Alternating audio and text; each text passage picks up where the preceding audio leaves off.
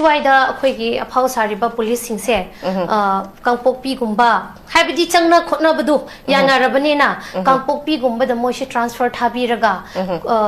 akhoi moi du thammaga moi wonda sida akhoi bo akhoi wonda cheiriba changhan phawba ya hanraba police singse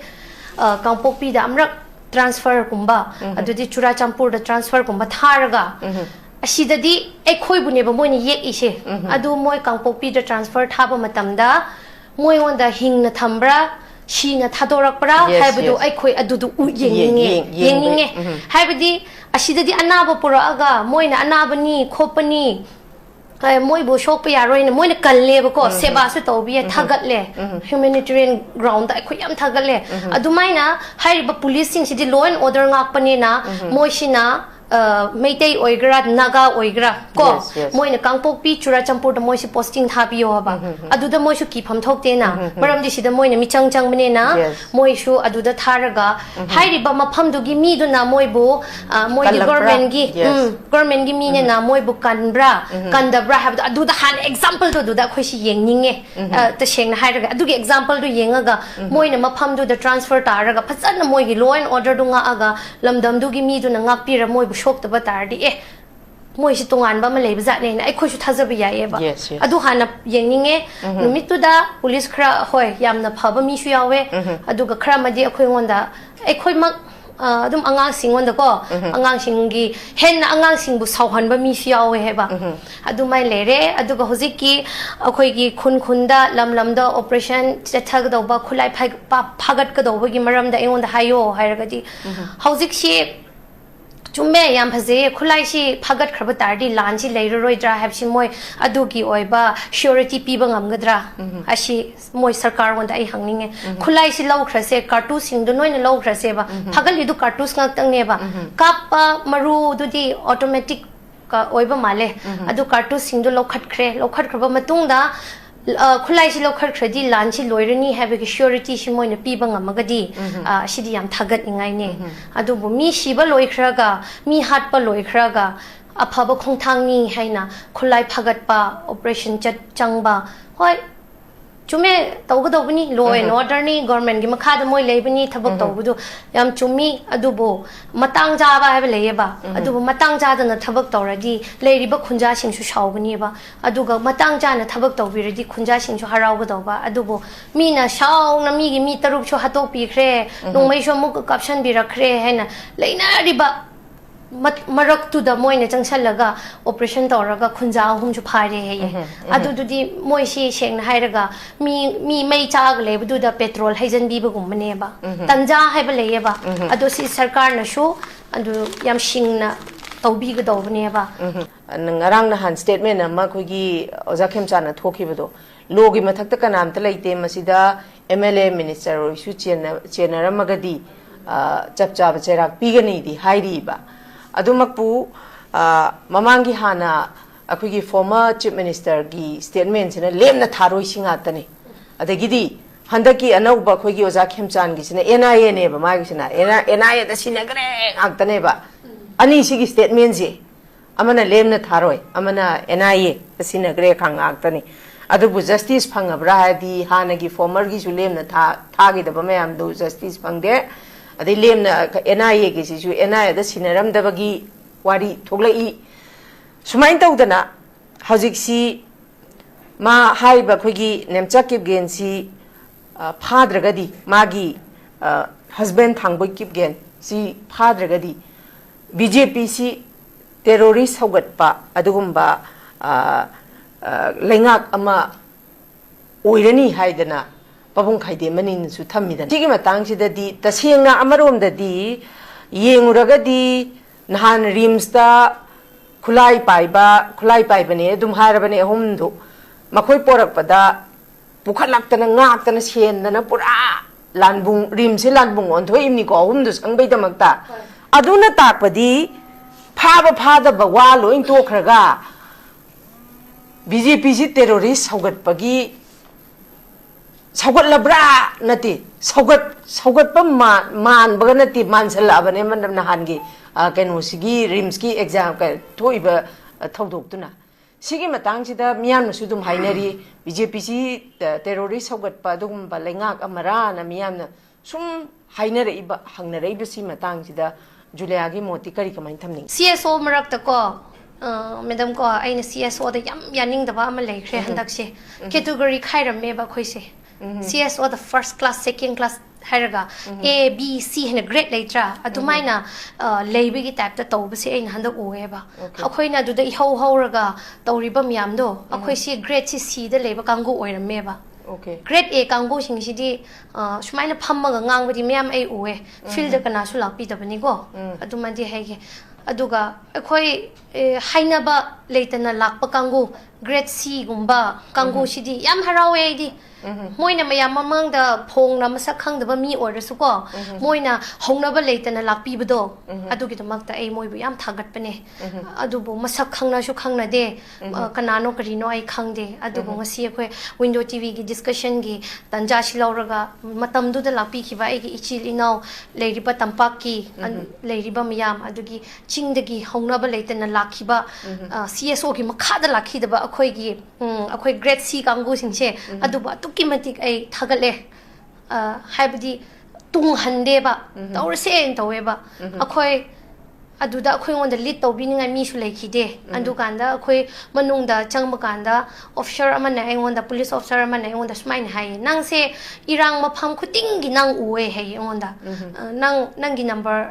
gi number loge hai go officer amana adu numit officer humari ai budumba wahai du hai adu ge aina officer ru dai ramme ba nang na irang hoba khuting da nang shu yaw du di nang shu irang yaw bagira ai bu mapham khuting da uradi nang shu yaw bra ha ba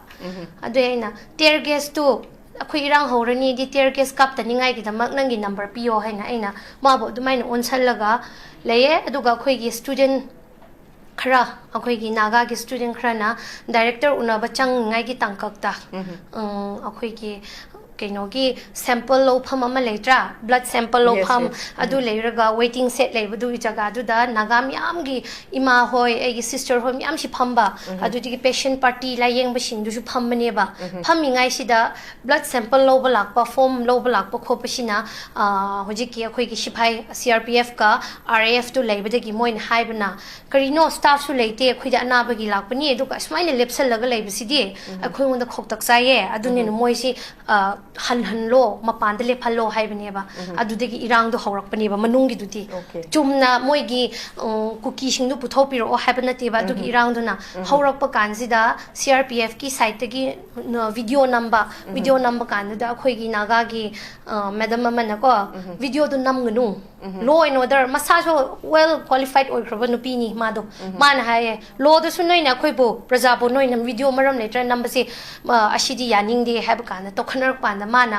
khut to moin han thabni ba thaba hobdi yo tawnar police SI nupi ma tawra khamnare khoi myam si khamaga ler kan da director da changhi angang sing sina engon da phone tawrak pane ba phone tawra ga yodi chinang shom ta law ni her khongkap ahum pha de ko chakhrabu kan da lathi charge heina moi nupi CRPF to loi dum ki chin chal laga waiting set ki police lebe shu khang de kana lebe shu khang de noi ni chair sing do chei na shumai na phuraga mathak makha olaga moi ne chen chal laga phu ba lak pane ba lak pa da naga nupi sing na phubi gra ba moi on doina numi to dumai ni irang thok pane adu pha ga ni hena concern begi viral video ama leram ne adu concern pu thorok pa da khoina gari da na phuna SSP akhoi meeting cha khra yorme moi na kan gi bane state police na nate SSP na kan bi bane numit akhoi gi rongmai nupi ahum se moina kallaga akhoi na gari da hapa pura sakhi bane ba numit to dumai na thoki bane aduga mapan lom da shu irang ama manung om da ni irang ama ne ba aduga aina ya ngak pa ama na hoji madam na hangbudo nemcha kipken on the karamba power lebra ai khangde adubo akhoi aina praja singda haining ba mandi hoji ki kopra haibra moi lakbudo aigi ibung ipa sing da shok ningai gi damak tharak pane hena aidi logni maram di hana adudagi mamang da sho moina forces yam thara ego sathi ba adubo action to shu pan de aduga operation to ba matamda ina kuki sing da shu aina yam nungai bi da ba amale ye UKNA se balika bakra on khre ba moi se moi shu yaw dana to buna su do yaw ri ba kangu sing sin noina sana ye ba mit na su uwe mayam sin su si da ne ba mayam na khoina claim to na ri se su si ne ba mayam na mention to bi si go aduga UKNA da mo ngarang handlep rom da nupam sa masib do ma se micham ne shu haye ba UKNA ne ba akhoi na have ji su kem di moi ne shu khange khoi ne shu khange mapham du phong na leinari ne ba adu da changaga operation do tawa ba changba niyom yaram ba yaram da ba yai adu bo niyom ama di leiram ngani na niyom du yani ngai gi niyom ama leigani ba lo da adu tawraga changaga hangaga moi gi combined force miam du changho operation taw bio haibne akhoi di na tabi na moi gi shu kuki singi marakta balika bakra ama thamkhre scapegoat ama thamkhre ba ko UKNA da taina bi taina ba she ashi sho dum uwe ba akhoi na pambadi su gi du kangu do adu da action du lokhat piyo haibni akhoi gi brother taruk tu su da yaw ba kangu na ni haire haina una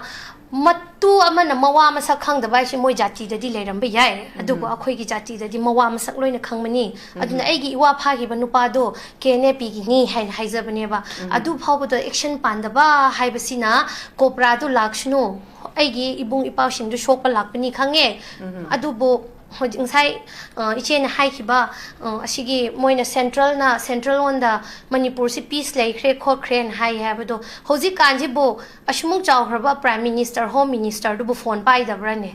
social media ma khoi yengoi drane moi ju khange na khanga ga di khoi state tu nu shibira ma ga di akhoi state ki luching ba sing du na peace lai re hai ba tar so moina chaipham tho e ba shidikari hena point out to gado ne ba noi peace later noi khoi bu chin thi ba ya bra haina chaidra central ge moi ge kari haisra luching ba sing du ju phatte akhoi gi shu phatte phatta ba ani mana rak pane ba pang ba gi ne ba aduga akhoi gi kopra lakshnu gari lakshnu manipur city laire bak ni akhoi gi manipur da laiba python lairen se mi gi lam gi lairen di tap pha ba yai dana manipur gi di dum to buti to haide ina pan ba se lairen na python na leiram ba jaga se mana leiram ba jaga phau ba lan ma matam da adugi manin da mi shi ba yauri ne ba adugo ai gi ibung ipa sing di lairiba lairi pakta leibani lairen gi mahu phawna thengnaba tami shiba leibak ta hingakpane na dum lairiba prajamyam na shumoi gi damak ta lai khrumbi gini ekhoina shu haigini jati bichati leitabi na shidadi naga gi oishno maitei gi oishno koi maitei pangal gi oishno tholak pa ekhoi gi lam gi damak tane tholak pa sing di kopra na chik tringai da lairen gi manin na hana moi bu yogni adune na moi na hana manin du da hana shi ga dawne na ko thoidok na wakhal kari shu wakhal chu pikte haibadi machin manao akhoi mache machan akhoi lere mamam pa lere akhoi su persona tawgani mayam na lai khungani akhoi gi khange chumna uwe akhoi kana bu muthat pa lak pano moina 2029 hebana tra moina thaki bdo adu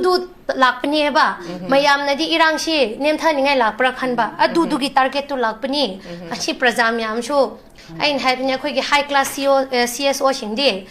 khang na khangsan na dre akhoi lower class grade si habatare ashi sing field shu tagni chengni wathi shu chagni aduga nahana khudi tear gas su chaina punchi ga han ma chabane nungsu nungsie numitu da imai ben sing adi chinna mi ham du chen min na bodo akhoi na phammin na kan da haya sikona akhoi nungsirakni ko hoji khalla nungsu nungsi vai du ko numitu da wa na chele so akhoi na nokhi bodo ko yum du na so akhoi yam na taram na go okpira singa pithak do bodo sine ba nungsina ba se aduni na aidi sing ba irang si bu thoidong na so khan de nungdum nungai ba ma yaw khre habdi akhoi si chen he na tinani ngai si moi na kai ni ngai shin ba adi hojikan social media da ama kan na thok pa leibni naga ga maite ga pun khrisibu khoi gi greater nagalim adu da haibni ko machin manau she